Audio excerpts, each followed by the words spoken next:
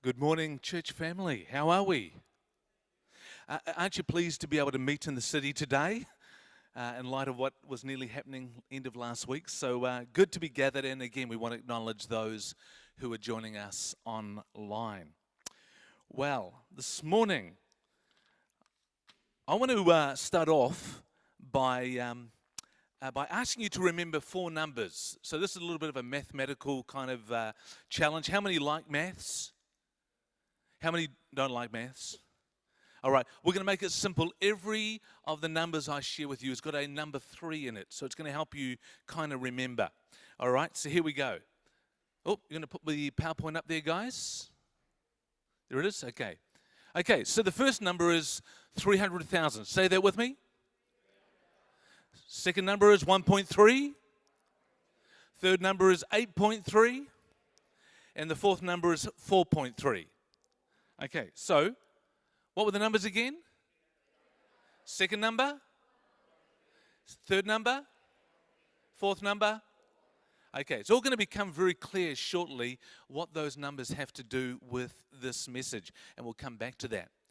But I want you to think again of what we've just heard from Ken as he read Psalm 8, written by King David, the great king of Israel, who was one of the great writers of many of the Psalms, a man who was known after God's own heart. And I can imagine David being out under a very clear Middle Eastern night sky. I want you to imagine it. Here's David looking up at the heavens, seeing the expanse of the night sky, the stars and the moon, and his heart is moved in awe of the God of creation. Now, we do this ourselves, don't we? Oftentimes, if you're not so busy or in a nice clear night sky, or if you're outside of Auckland, outside the light pollution we often have here. And we used to do this when we went away on our summer holidays to Papamoa.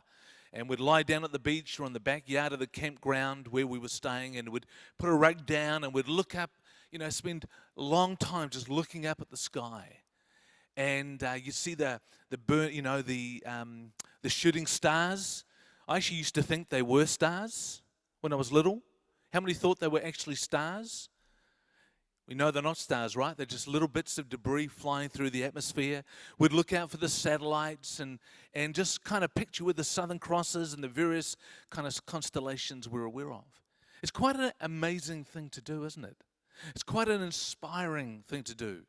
It's actually incredibly humbling as well. And I can imagine David looking up at the night sky just as we do and being captivated by the wonder of God's creation, the awe of what God has created. And he says these words, Lord, our Lord, how majestic is your name in all the earth. He says, when I consider your heavens, the work of your fingers, the moon and the stars which you have set in place, what is mankind? What are we that you are mindful of us, of them? Human beings that you care for them.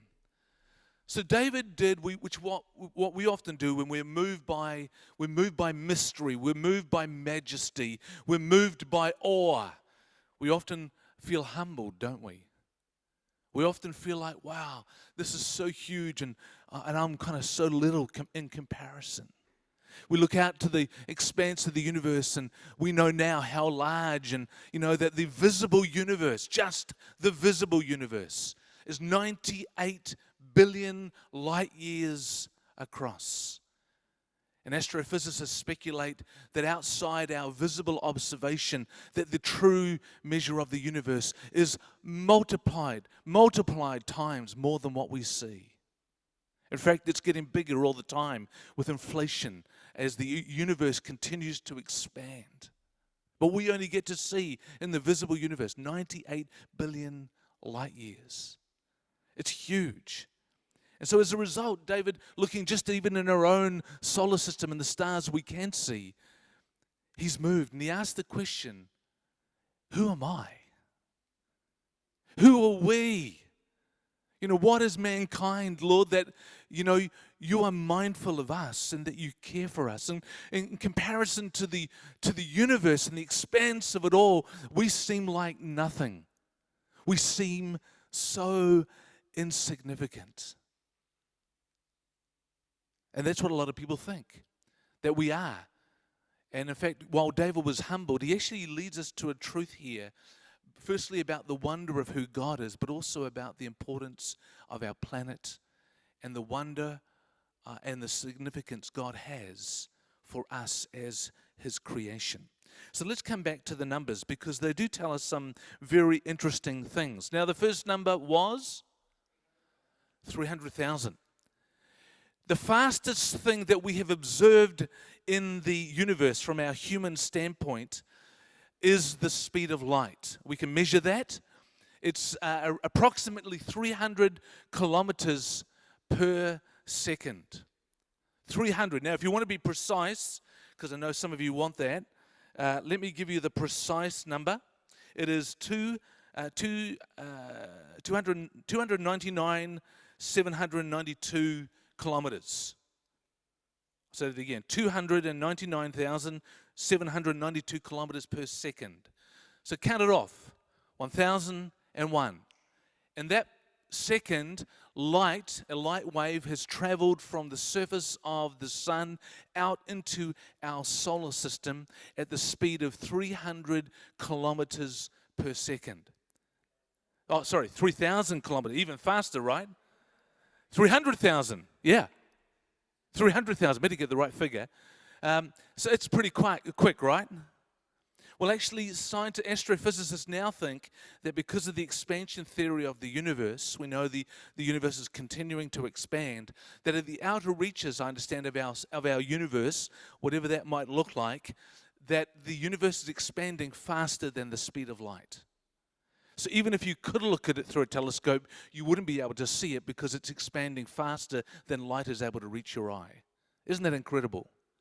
It's mind-boggling the wonder of our universe. So light travels at that speed every second, 300,000 kilometers per second. Now it brings us to our second number, which was 1.3. Light reflecting from the moon. You see, we know the moon is it is an luminous body in our night sky, but it has no light emitting of its own. It only reflects light, and it does bring this lovely ambience in our night sky. And so light reflecting from the surface of the moon, and I can imagine David looking up, seeing the moon, and that light reflecting and touching the back of his iris in his eye, where he can see and make sense of what he is viewing, takes 1.3 seconds. Now that's traveling the distance of nearly 400,000 kilometers. And a rocket leaving our planet, going to the moon, would take 3 days to get there, but it takes that light only 1.3 seconds, in fact 1.26 seconds, to reflect off the surface of the moon and to literally be perceived in our eyes. Isn't that incredible? 1.3. But what was the third number? Sorry? 8.3. Because sun leaving the sun's surface, or the light wave or particle, it's wave and light particle, isn't it? It's both kind of mixed in together. Travels to the earth in 8.3 minutes. Actually, it's 8 minutes and 20 seconds, but 8.3 minutes. That's how long it takes light. And yet, for us to, if you were in a jumbo jet flying to the sun, if it was even possible, it would take 19 years for us to fly that distance. It would take probably 7 to 8 months in a rocket to actually get to the sun, and we know it wouldn't even get very close because it would just burn up way before it even got any close to the sun. But that's how fast light travels. Now, I tell you these things to give us some perspective. So we come to our last number, and our last number was? Because of light traveling at 300 kilometers per second, reflects from the moon in 1.3 seconds, but takes 8.3 minutes to come from the sun itself, then light continuing to travel right out into our solar system. The nearest and closest, the nearest star to our own star is the star Proxima Centauri, and that is 4.3 light years away. And that is the closest star to our own star in a galaxy that has estimated to be multiple billions of stars. Now we kind of get an idea of just the expansiveness of our own galaxy, let alone the universe. These are mind-boggling figures, and I share them with us to give us the sense of the awe and the wonder. You know, we don't often comprehend these things, and they're actually very difficult to comprehend as well sometimes. But light traveling at 300,000 kilometers per second, if it were traveled for 4.3 years, that's how long it would take to get to our nearest neighbor. And in fact, it's been estimated that in a current rocket ship today, if we could do such a thing, it would take over 6,300 years for us to travel to our nearest neighbor. That's incredible, isn't it? The expanse of the universe is incredible. And so here's our numbers. And these are just the beginning of the incredible numbers that we could share and talk about regarding our universe. It is huge. It is expansive. And it is amazing. Well, just to give you a visual understanding of how large our universe is, I want to play a clip right now. So if we could just dim the lights.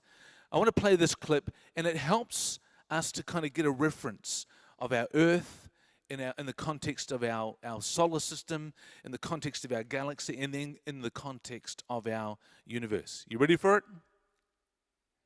Here we go.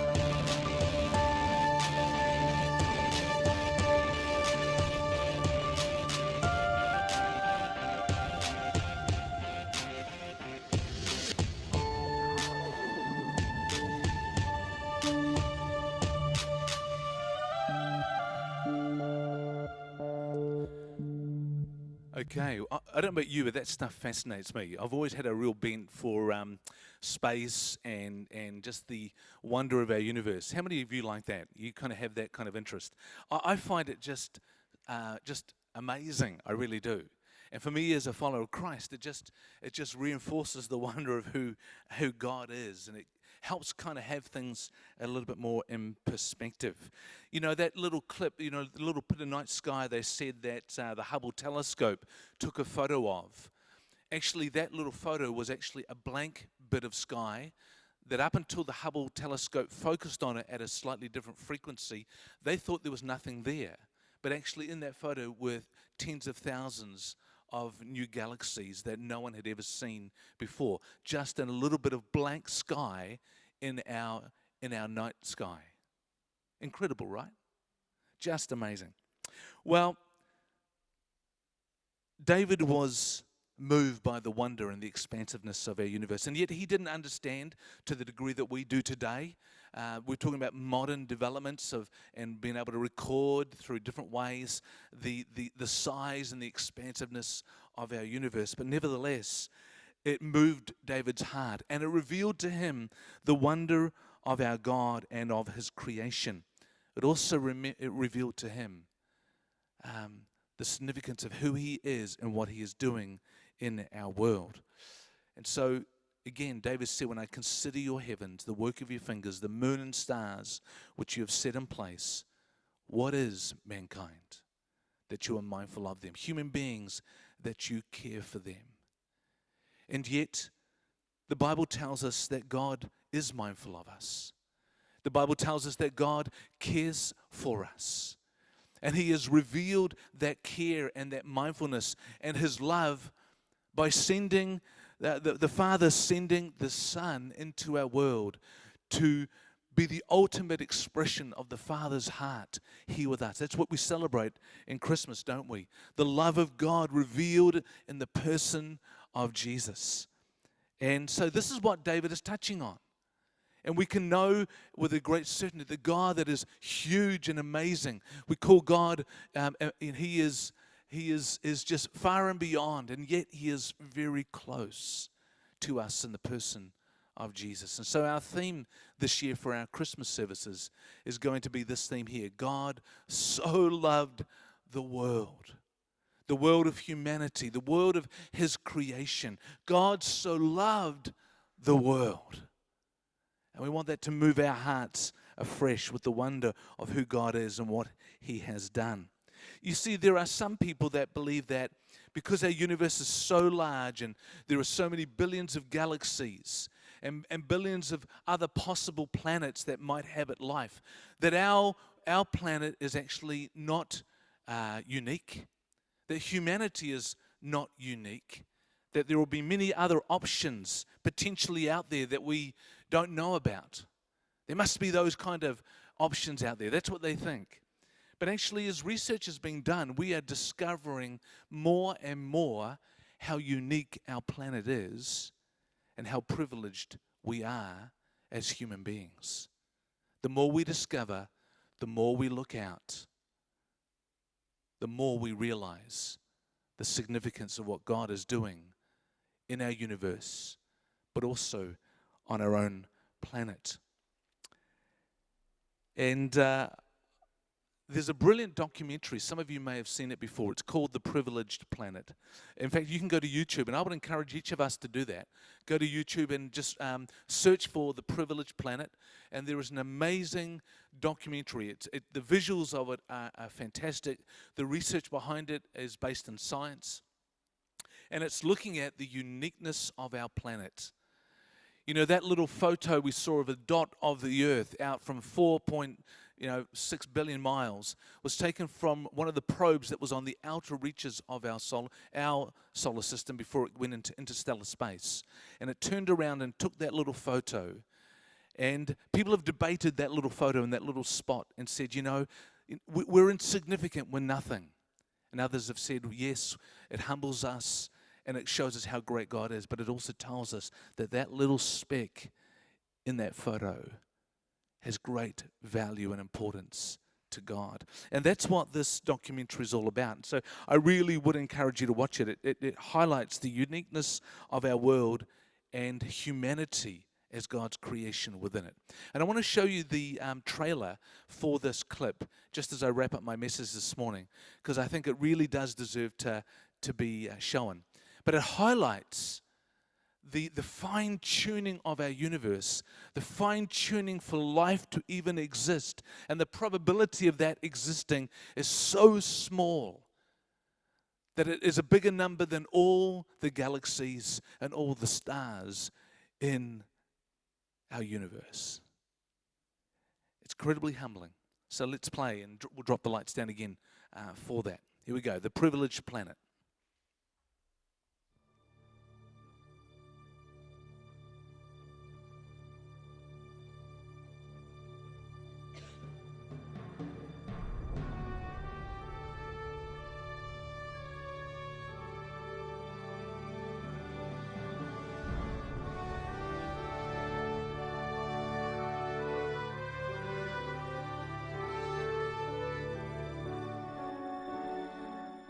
A lot of things went right on Earth to have yielded complex life, absolutely. The number of factors that have been postulated has grown. Currently, the typical number you would see is, in a typical list, would have something like 20. We find that we need to be at the right location in the galaxy, that we're inside the circumstellar habitable zone of a star, that we're in a planetary system with giant planets that can shield the inner planets from too many comet impacts, that we're orbiting the right kind of star that's not too cool or not too hot, that we're on a planet that has a moon that can stabilize the tilt of its axis, that we're on a planet that's a terrestrial planet, a planet that has a crust that's just thick enough that it can maintain plate tectonic activity, but it has enough heat in its interior that it's still circulating its liquid iron core so it can generate a magnetic field, that it has an atmosphere that has enough oxygen to allow for complex organisms to survive, that it has enough water and enough continents to allow for the diversity of life for an active biosphere that you need to support complex creatures such as ourselves. All these factors have to be met at one place and time in the galaxy if you're going to have a planet as habitable as the Earth, which you need for complex and even technological life. In an attempt to estimate the probability of attaining this combination of factors simultaneously, some researchers have developed equations assigning a conservative 1 in 10 value to each factor deemed necessary for advanced life. If every element has to be there at the same time, you have to multiply the probabilities. And that's what makes the probability at the end so small. You've got 10% of this and 10% of that, and these things rapidly multiply to exceedingly small numbers. The numbers on the order of 10 to minus 15, which is 1/1000th of 1 trillion. And it's a number like that that you have to compare to the 100 billion stars that are in the galaxy. 100 billion is a very large number, but 1,000th of a trillionth is much, much smaller. On their face value, these probabilities are speaking. What they're telling us is this can't happen, or this is very unlikely to happen in the galaxy. And that's where the evidence is pushing us. There are many probabilistic resources in the galaxy, but on the other side of the coin are all these factors that you need. You have to get just right in order to have just one habitable planet like the Earth. And that leads me to conclude that yes, we're rare in the galaxy.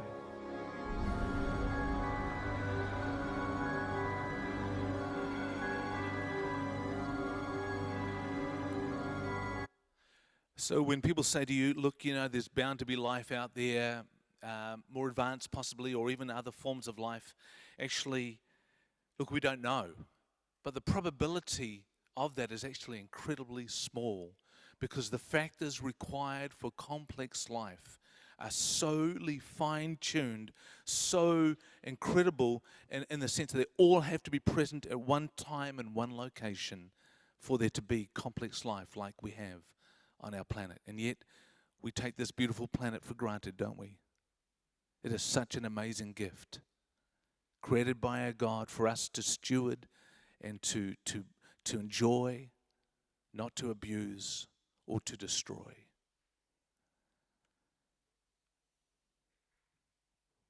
So let me encourage you to check out that documentary. Again, it's on YouTube. It's free, and it is just worth seeing, and it is very moving and very convincing.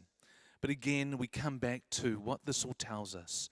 It tells us about the wonder of our God. Romans chapter 1 tells us in verse 19 and 20 that God's invisible qualities and his eternal power are made manifest through creation.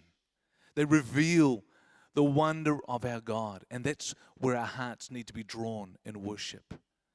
But they also reveal the wonder of how and who we are, how we've been created in his image to reflect his glory. That's what God created us for, to be part of his creation and to know and enjoy him. And so when David says, what is man for that you're mindful of them? Human beings that you care for them. We understand his humility. We understand the question he's raising. But we also know that God has answered that question resoundingly, so clearly in the person of Jesus. He is mindful of us. He cares for us. The Father loves us because he sent his Son into the world. He indeed is the God of wonders. And at the end of our service today, we're going to stand and sing that song together, God of Wonders, beyond our galaxy. And as we do so, I want to invite you to lift your hearts as we do that together. Can I invite you to bow your heads right now?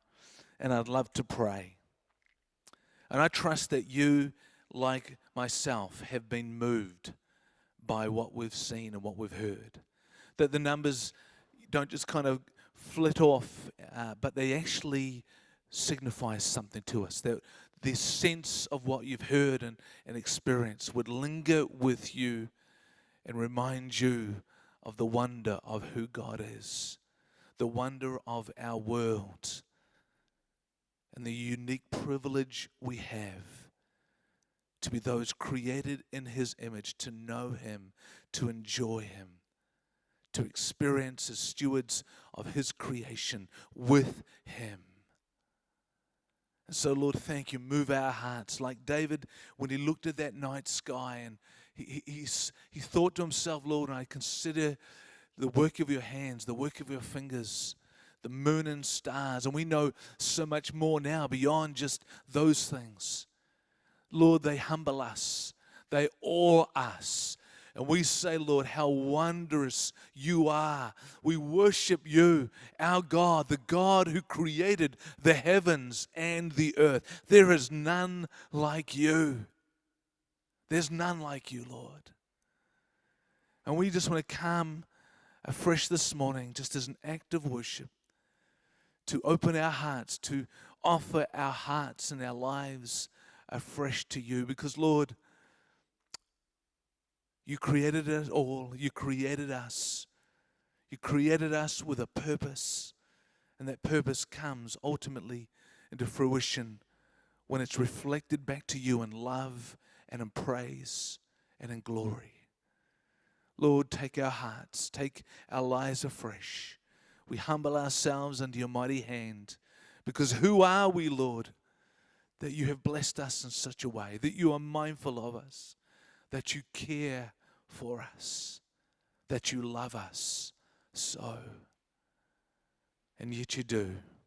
And I pray that we will be carriers of that awe, carriers of this wonder, carriers of the God of wonders.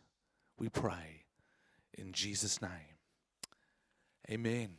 I'm going to invite Ken to come back up.